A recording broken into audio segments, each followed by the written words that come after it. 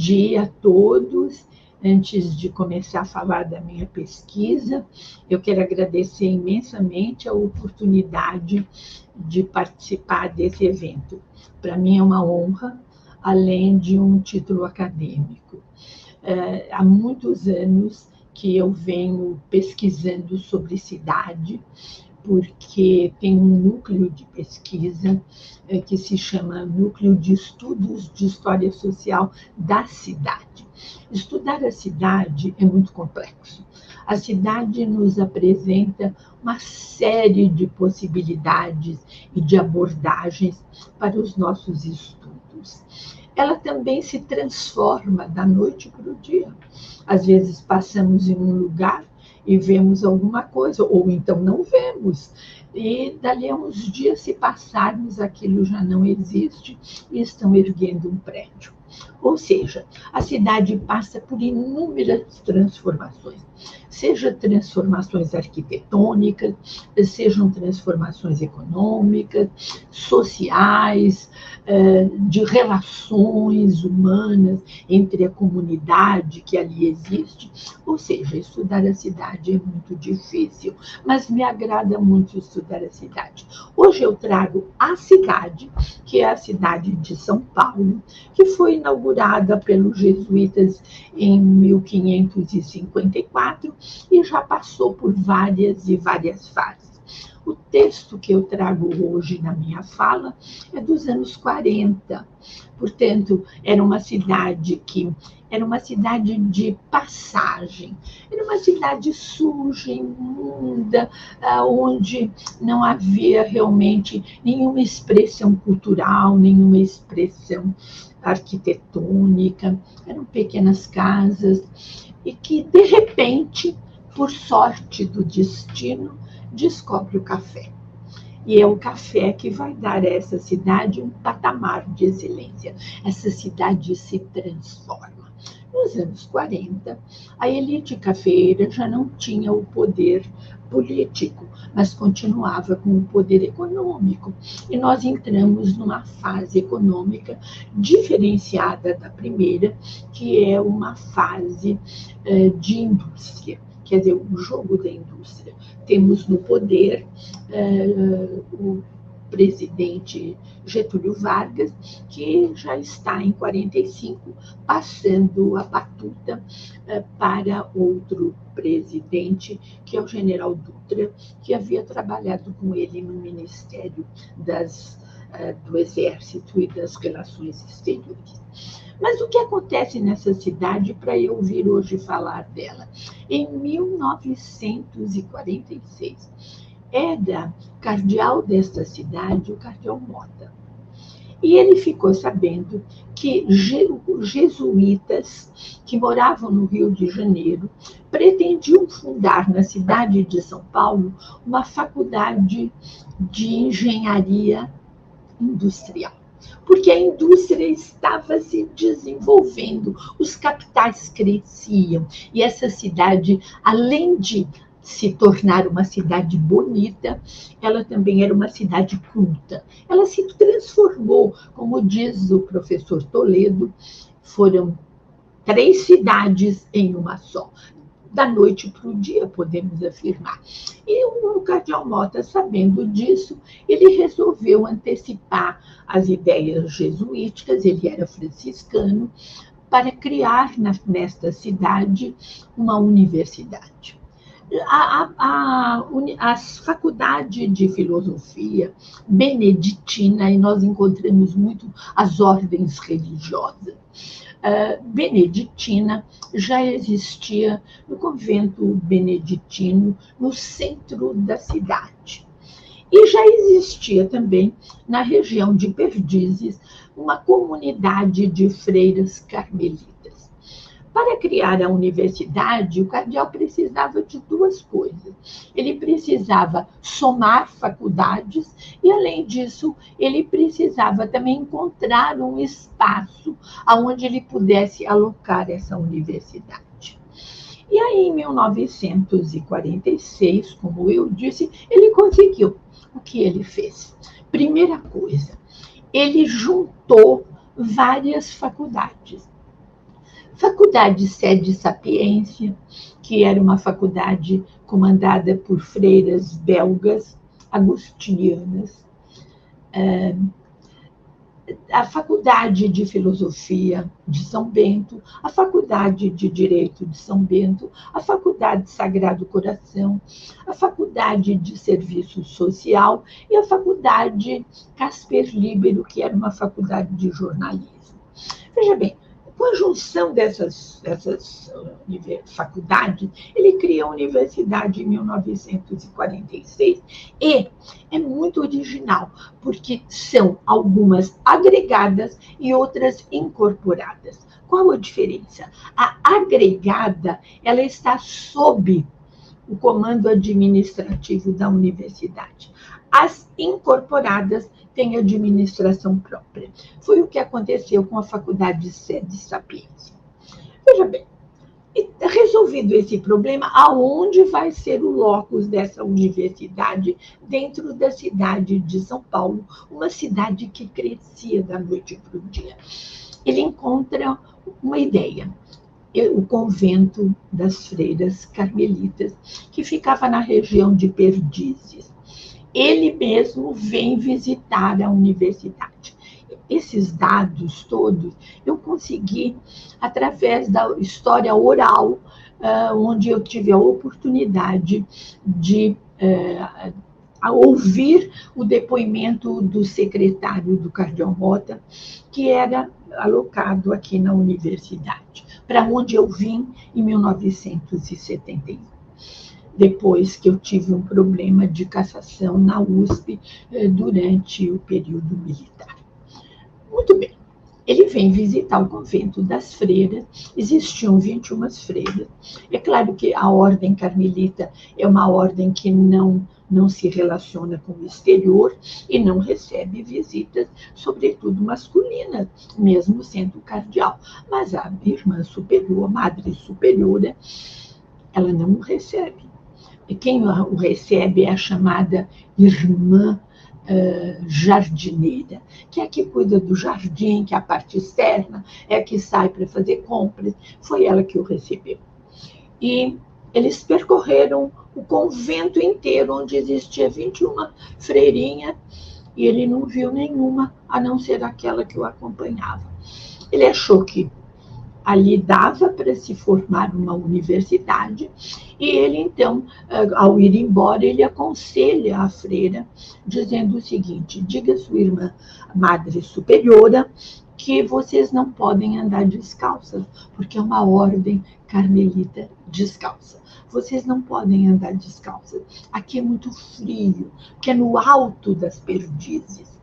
Leva o nome de Perdizes do bairro por conta das perdizes que andavam nas árvores. É muito frio. Então, vocês teçam um sapatinho. E elas até hoje fazem isso. Elas têm um sapatinho que é uma planilha da parte de baixo e a parte de cima, um corinho, né? E a parte de cima elas fazem em crochê. Ele construiu para essas freiras um convento idêntico ao que elas tinham nas Perdizes, aonde elas estão até hoje. É claro que essas já morreram, mas há uma continuidade e a história está presente para contar tudo isso, a documentação, inclusive, e elas estão, então, no bairro próximo à Igreja de São Judas Tadeu, na cidade de São Paulo. E ele, então, ocupa esse espaço para fundar a Universidade Católica de São Paulo. A cidade acolhe uma universidade que é católica, porque em 1934 já havia sido fundada a Universidade de São Paulo, em resposta ao presidente da República, Getúlio Vargas, que mandou os seus soldados de todo o Brasil para atacar a Revolução de 32, aonde São Paulo exigia do presidente a formação da Constituição. São Paulo sempre foi uma cidade que se destacou dentro das outras cidades que existem nesse território, no Nordeste, no Sul, no Centro-Oeste, no Norte e no Sudeste. Muito bem. Feito isso, durante muitos anos, formaram-se, então, o curso de da Faculdade de Direito, o curso de Filosofia, que existem até hoje, e foram se formando outros cursos, o de Serviço Social e, inclusive, o meu curso de História. Em 1969, incorpora-se aí, e aí já é uma outra geração, já é um outro cenário, incorpora-se, então, a pós-graduação. Para isso, há que se construir um outro prédio. Então, nós temos um prédio que é um convento, que era das Carmelitas, a parte de trás, onde elas tinham árvores frutíferas, flores, etc, etc e tal, e ao lado a capela.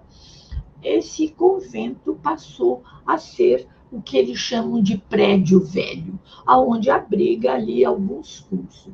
E atrás, nesse espaço onde existiam as árvores, construiu-se então um novo prédio, mais modernoso, que nós chamamos de prédio novo, todo de concreto, com rampas, com elevador, etc e tal, que abriga no 4º andar o curso de pós-graduação, que foi fundado em 1969.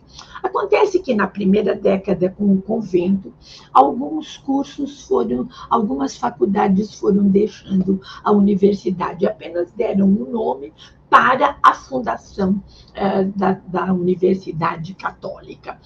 A Casper Libero saiu, outras saíram e outras se mantiveram, inclusive o Sede Sapientia. Eu estou insistindo muito com o Sede Sapientia, porque em 1970 essas freiras tentaram vender a faculdade para o prefeito de São Paulo, que era o Faria Lima, mas ele não aceitou, ele não achou que a prefeitura não tinha condições ainda de ter uma universidade sobre as suas mãos.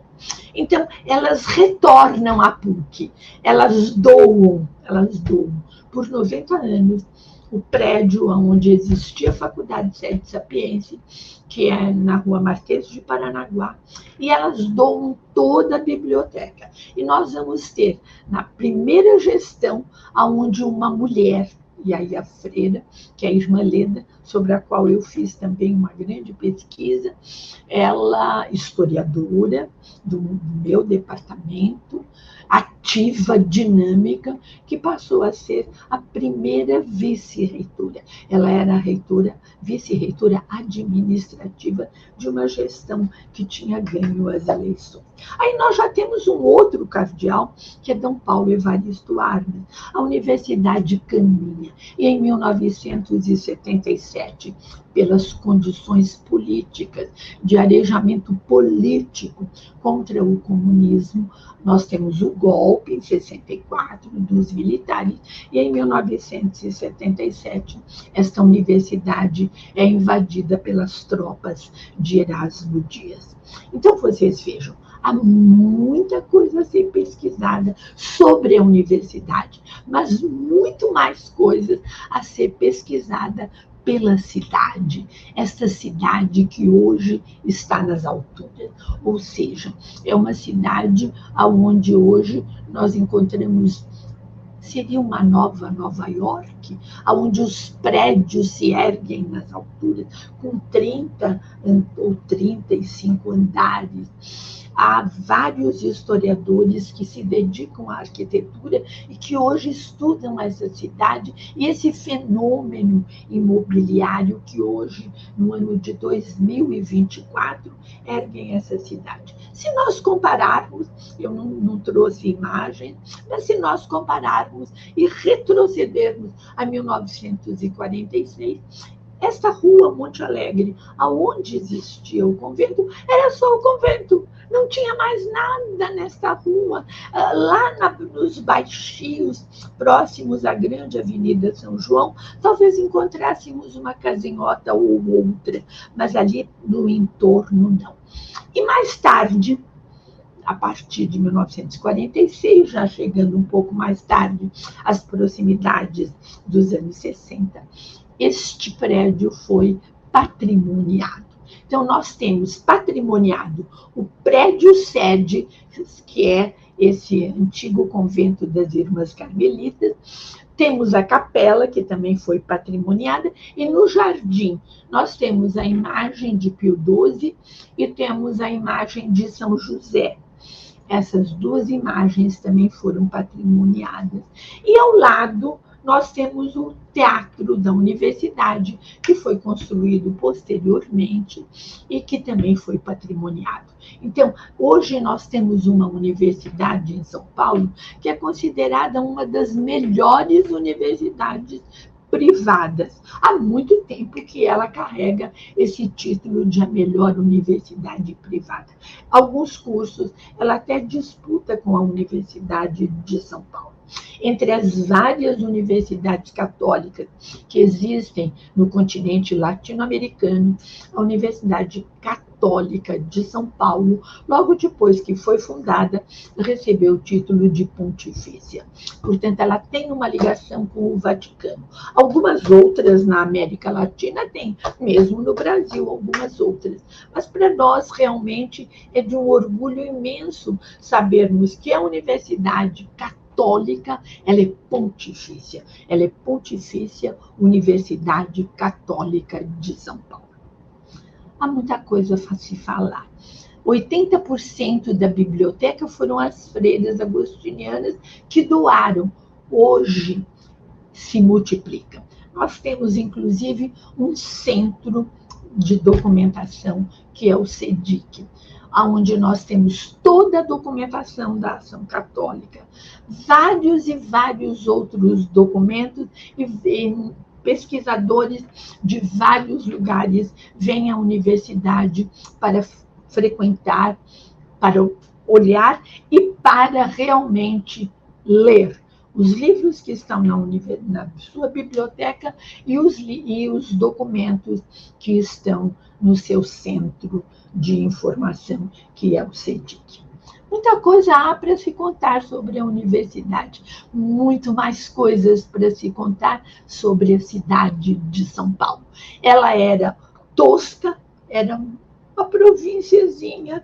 Pelo café, ela se tornou uma metrópole, abrigou a Semana de 22, formou uma elite, tinha uma faculdade de direito no seu seio, que foi fundada em 1828, e tem a cidade de São Paulo, hoje é considerada uma megalópole.